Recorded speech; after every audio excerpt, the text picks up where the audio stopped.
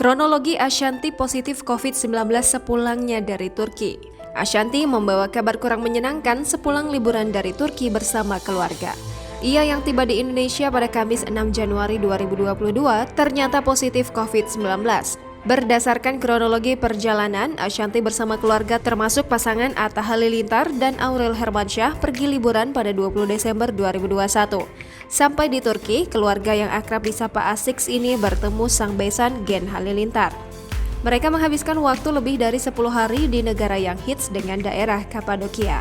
Sebelum pulang pada awal Januari 2021, Ashanti melakukan 2 kali tes COVID-19.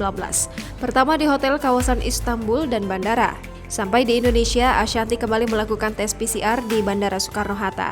Ini untuk memastikan dirinya terbebas dari COVID-19. Sambil menunggu hasil tes COVID-19, Ashanti langsung menjalani karantina mandiri bersama keluarga di Hotel Said, Jakarta Pusat. Pelantun jodohku ini juga sempat membagikan aktivitas saat ia bersama 2 anaknya, Arsy dan Arsya Hermansyah. Baru siang tadi, Ashanti mengumumkan hasil tes PCR. Ia kembali terinfeksi virus tersebut. Berdasarkan keterangan dari Ashanti, ia belum merasakan gejala berat atas virus corona itu. Meski begitu, penyanyi berusia 38 tahun ini tetap menjalani isolasi mandiri di rumah sakit. Sebelumnya beredar kabar Ashanti terinfeksi virus corona varian Omicron. Tapi dalam klarifikasinya, ibu sambung Aurel Hermansyah itu tidak menyinggung soal jenis corona yang baru. Jangan lupa subscribe, share, komen, dan like ya!